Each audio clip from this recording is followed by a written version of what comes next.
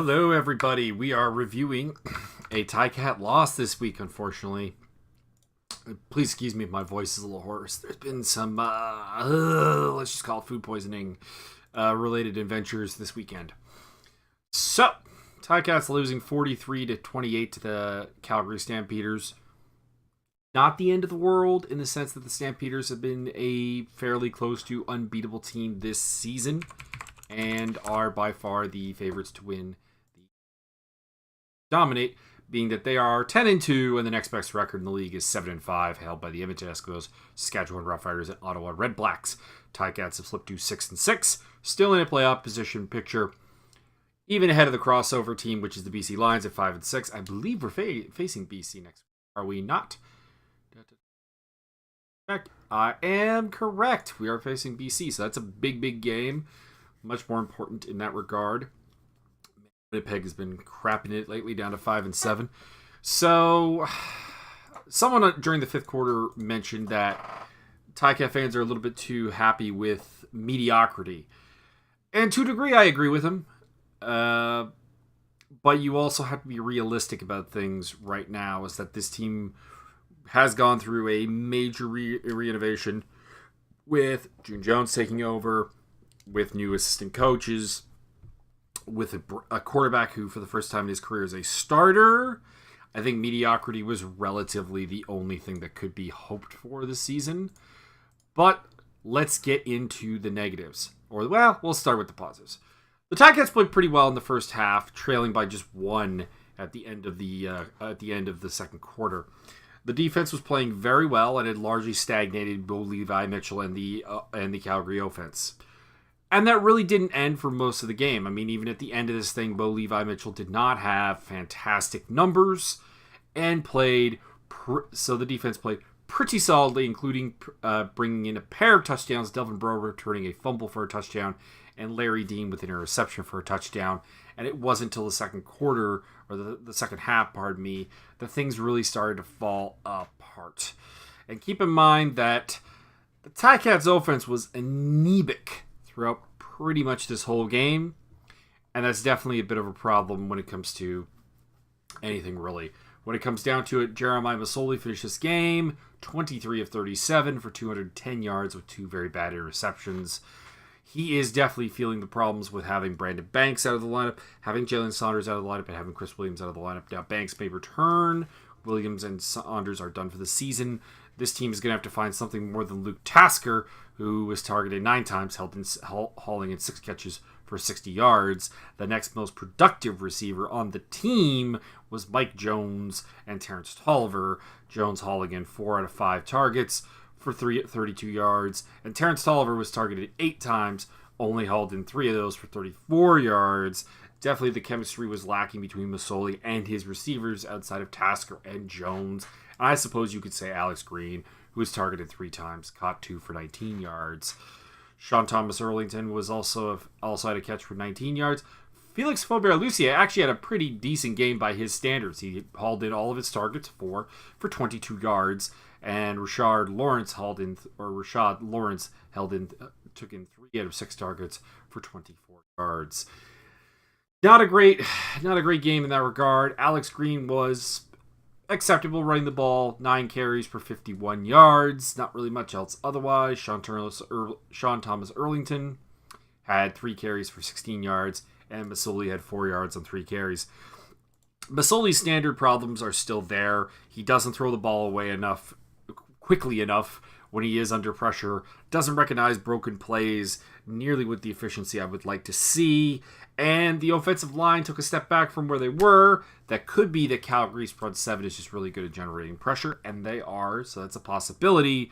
But the concerns, again, over this line, they've been there all season, and they haven't gone away. I like Mike Filer. I like Brandon Revenberg. I like Riker Matthews. I think Darius Scirocco can develop into something pretty good. But right now, this line is not getting the job done in really any way, shape, or form. And that goes for the defensive line, too, on the other side of the ball. Because, again, where are the sacks? Hamilton Tigercats in this game, 0 sacks. None. Flat. Zilch. Nada. Nothing from Adrian Tracy, Ted Larott, Jason Neal, Justin Capicotti, or the assorted rotational guys, Jamal Westerman, Nikita Whitlock, and Julian Hauscher.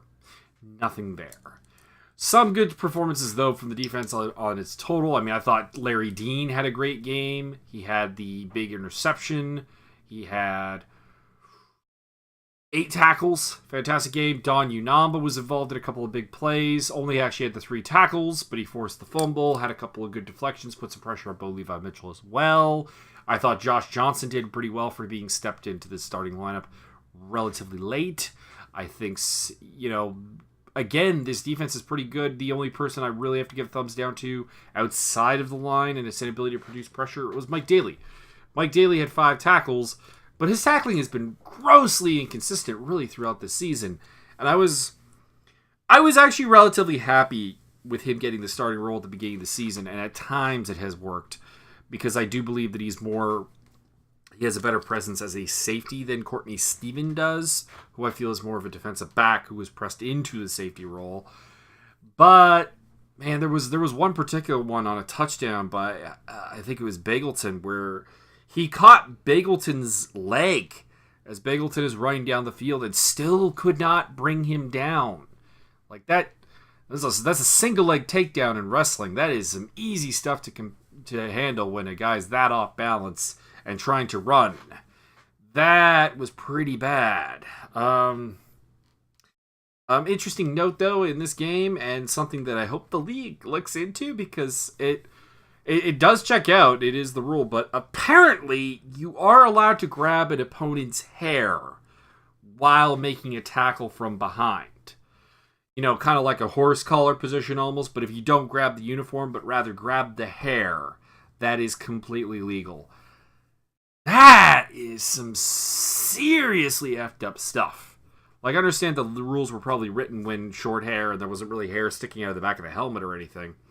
And that wasn't really a problem. But Shakir Ryan, who had a pretty good game outside of having a fumble on the kick return units, was absolutely ripped down from behind by his hair. And that is less than ideal. Less than ideal. We'll just put it that way. Comparatively, we're talking defense. So let's look at the 4 sacks.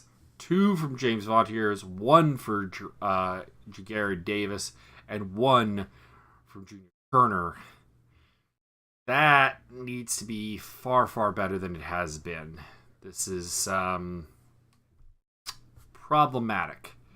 Problematic, to say the least. So, I guess the learning thing from this is that Chad Owens and Marquay McDaniel being signed to the practice roster, they need to catch up on the playbook pretty damn quickly and be ready to deliver, because the receiving core in its current incarnation does not have the ability to get open plays at a high enough level for the Hamilton Tigercats to go after a Grey Cup, which does have to be, you have to think, the goal, like getting there. I mean, we are 1 game back of the East leading Ottawa Red Blacks, but if this is the type of progression we have in a Brandon Banksless offense, now mind you, again, Banks may be back, but that's really heavily reliant on a guy like Brandon Banks to be your offense guy. So what can you do about it other than hope that McDaniel and Owens come up big and deliver in their roles as this season rolls on? It's a disappointing loss, but losing to the Calgary Stampeders is not the end of the world.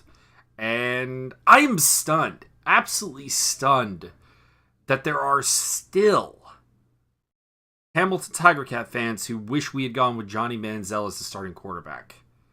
I am truly perplexed by that logic. Please, enlighten me. Please, I want to know. I want to understand, because what is it that Manziel has done in his professional career before coming to Hamilton, while he was in Hamilton, and now while he's in Montreal, riding the bench behind Antonio Pipkin in all likelihood, that makes us think that he really is the solution?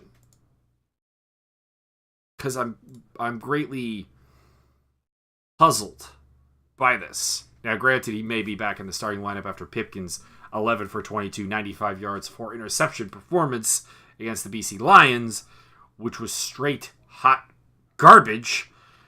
But his actual 2 starts have not been impressive. And a lot of people were willing to say he was unfamiliar with the team. He was rushing a starting lineup. It's a bad team, blah, blah, blah, blah. Pipkin won 2 games after taking over the starting role for the injured Manziel. Similarly, on very short notice, with a bad team, with a similar skill set. Curious on that. But there wasn't a lot to break down about this game. There were problems on the offense. There are the problems that have persisted on the defense. There were problems with the kicking game kind of on this one because Liam Hajrullahu did not deliver at the level that you would want him to. And that is...